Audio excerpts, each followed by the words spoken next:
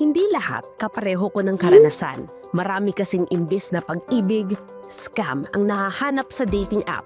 Meron na akong mga experiences sa dating app na personal na it didn't go well, scammer, fake profile, lahat na ng scam na pwede sa dating app. I think na-experience ko na siya. Oh? Oh, Who are you dating? Oh. Grabe. Marami iba-iba. Sa aming episode na Swipe Right, Swipe Wrong, ibinahagi sa amin ng mga Pinoy na naging scammer bilang trabaho. May mga team leader silang Chinese na nagmamando kung sino ang potensyal na biktima. Kailangan namin manghikayat ng mga kliyente, magpa-invest, then magpe-pretend kami na babaeng mayaman, edukada. Parang papainlabi namin yung mga kliyente namin para mag-invest. Kukuhanin namin yung loob. So kahit lalaki, babae yung pinapagamit nila na persona, na profile? Yes po. Kumbaga dun, walang pili basta may pera.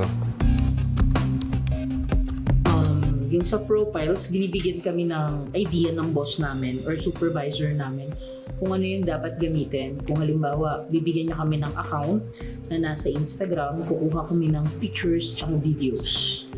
At pagkatapos nun, kailangan yung profile namin ay high-end class na babae.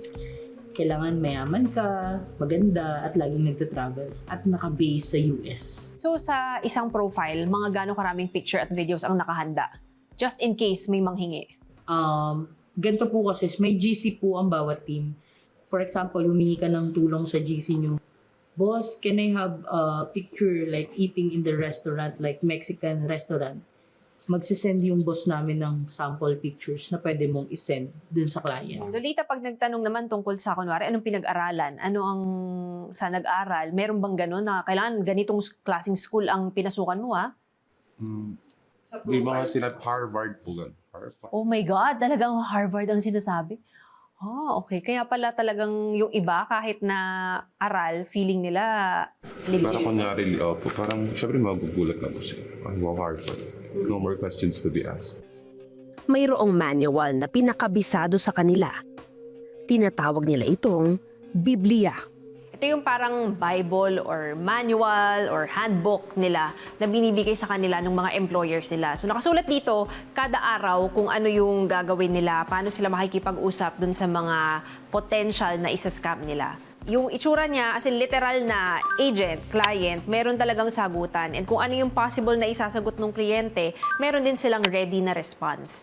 Uulitin ito sa 3 araw hanggang magkaroon ng pagkakataong banggitin ang cryptocurrency. Pag kumagat ang kausap nila na mag-invest, ipapasa na ang cellphone sa kanilang team leader. Ibibigay muna nila ang unang kikitain ng biktima para mapaniwala ito at mag-invest pa ng mas malaking pera. Madalas kapag si client sobrang laki na ng na-deposit niya at gusto niya nang umalis or umayaw. Kapag sinabi niya ng pwede ko na ba withdrawin lahat ng pera ko, pwede ko na ba kuhanin yung kinita ko, yun na yung time na ibablock na siya sa WhatsApp hanggang sa wala ka ng connection sa kanya. Ikwinento rin nila na pati pala video calls pwede nang mapeke ngayon. Sa video call, may bagong na-discover nun na green screen sa Messenger. So kahit na video call, hindi mo na pala pwede pagkatiwalaan na totoong tao yung kausap mo. Tama.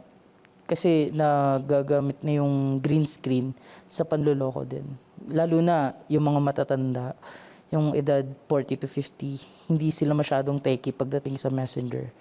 Kaya akala nila, totoo yung kausap nila. Tuturuan nila ako ngayon kung paano mag-record ng video para pag nag-video call kayo, kahit na hindi ikaw talaga yung nakapuronta sa camera, magbumukhang ikaw yung nandun. So, paano una natin gagawin? I-record na po muna yung sarili mo. Sa camera. Kunyari, ikaw po yung model. Okay. So, as in ganyan lang, paharap lang. Tapos, Magsalita po ng kahit ano. hi! How are you? Gano'ng kahaba dapat yung ganito? 10 seconds. 1 sec. Ayan. Ayan, messenger. Ito. As in video call agad.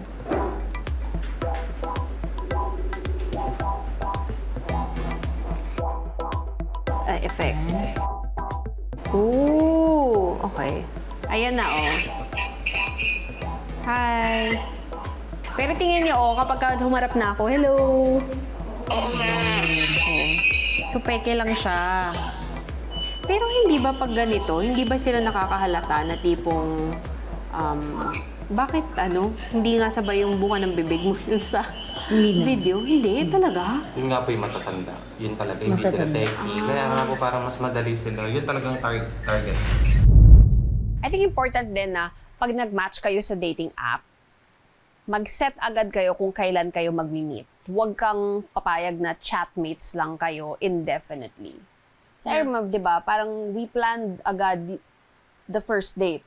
I mean, we were both busy at the time, kaya it took us like over a week to plan the date. Pero, we planned na magkita ka agad. Suwerte ako dahil nung nag-match kami ni Matthew, kasalukuyang nasa Pilipinas siya. Sa kaso ni na Kenji at Jacob, long-distance relationship ang sumusubok sa kanila. At ilang linggo na lang, lilisanin na ni Jacob ang kondong kanilang tinitirhan. Pinaghahandaan na raw ni Jacob ang magiging buhay nila sa Amerika. I plan on dragging them to America. Yeah. I'm already looking at like 6 acres of land. You're gonna get Kenji, marry him in the US, right? Yeah. Para sa magnobyo, nahanap na raw nila ang kanilang forever. He wasn't my first, but he's definitely going to be my last on it.